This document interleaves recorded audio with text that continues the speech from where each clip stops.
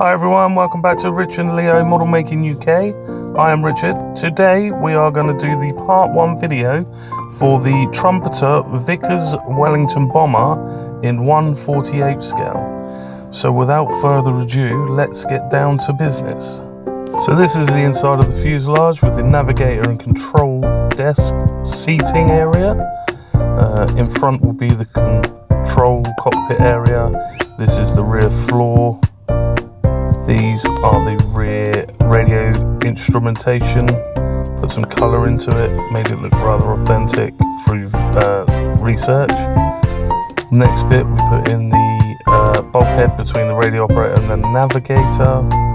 As you can see there, the seating and the desk for the navigator is in. Added some extra bulkheads and then moved on to painting the interior of the fuselage. This is done in a dark, like a light red, and then moved into a dark red over the top of that. Inside the Wellington, that was what the colour was. So we'll leave you with this and we'll come back to it shortly. Thank you.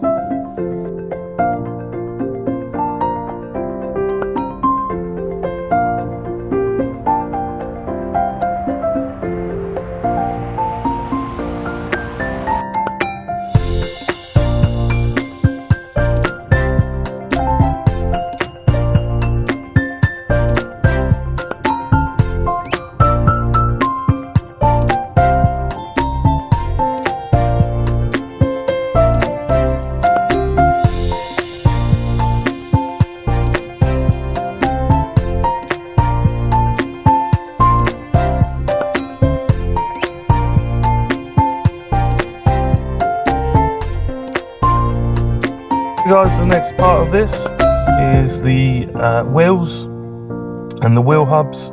We've cut them off the sprue. I'm just getting the rubber tyres off of the rubber sprue. They had a lot of flash on them, so I just scraped as much off as we could. They are treaded tyres, so we wanted to make them weathered, make them look like they were used, so we got a little bit of a sanding stick on them and roughed them up a little bit to take the shine off. Once we've done that, they looked not too bad, and then we took the excess plastic off the wheel hubs, sanded them down, and then we started to glue them together. My preferred glue for this was the Tamiya Extra Thin. Brilliant glue. Since I started using it, I've been really impressed. So we've got the Tamiya Extra Thin and the Tamiya Thin as well. So just making sure they fit. Always dry fit before you glue. As you can see, out comes the glue. A little bit there, a little bit round. This stuff, capillaries round, so it's brilliant stuff to use. You only need a little bit, and it goes a long way. So we're putting all the parts together now, and eventually we will see the outcome of these hubs.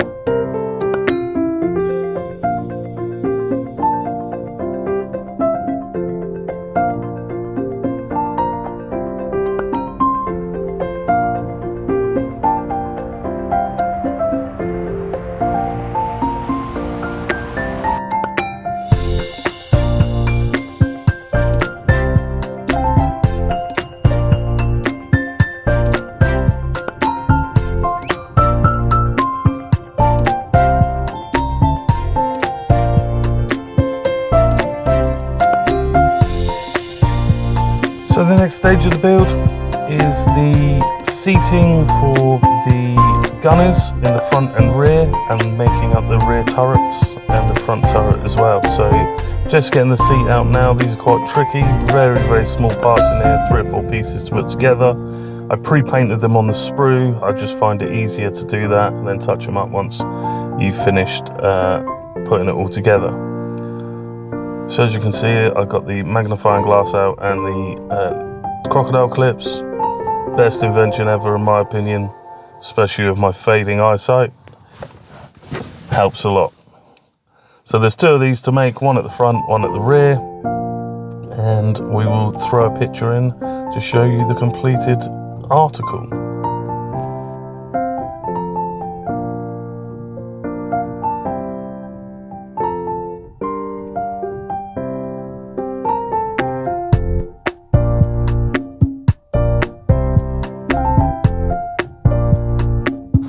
One other bit of useful information, guys. Trumpeter have got a couple of the parts marked up wrong. I will show you here. We had a little bit of searching around to do, but we actually found them. That part is not the correct number. In fact, it is a different number, and I'll put a comment in for you guys to see what the actual part number is, because it took a bit of hunting for. But we found it, and it was a completely different number and a completely different sprue, which was helpful. So thank you, Trumpeter, for making our lives a little bit more difficult, but we have found it. The other issue with the Trumpeter drawings as well is, yes, they are very clear, but they don't tell you what every single part is painted by. So do your research and make sure that you're getting the right colours, because a lot of them are not colour coded to what they need to be. That's a bit of a issue with Trumpeter's drawings. As you can see, I'm just changing it there to what the correct part number will be, and we will show you that right now. I will drop a picture in so you can see.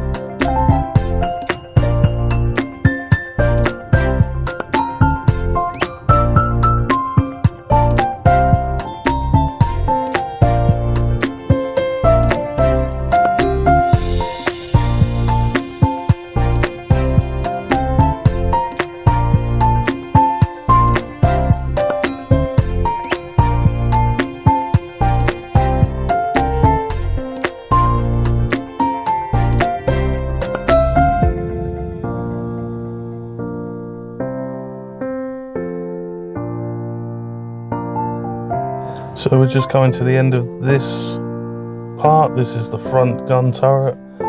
Just a tiny bit of cement in there to hold those two guns in place, and we will have our finished product. This was a bit tricky, a bit fiddly. There's quite a few parts to it, but it is finished and ready to go into the Wellington. I am going to leave the glass off for now, put them all in, and then I'll add the glass towards the end. So guys, we've repainted the inside a light, slightly darker red, added some oxygen tanks, the rear undercarriage and the magazine cartridges on both sides. We've added some control panels to the inside behind the cockpit and some more details there underneath the oxygen. We've also added some shelving to hold the starbursts, which were grenades, and we've added the gunner points on the windows. We then added the secondary part of the fuselage to the inside, and I'm really happy with that. I'll just give you a show through. So the shelving in the middle will have some yellow starbursts. They were to drop down the external side of the Wellington, and it would light up so that the navigators could see where they were going. As you can see, there they are now all fitted, and I'm really pleased with the inside of this. There's a lot of detail in there. Yes, you're not going to see a lot of it, but we're quite happy with that. So we've almost finished with the interior. We need to move on to other parts.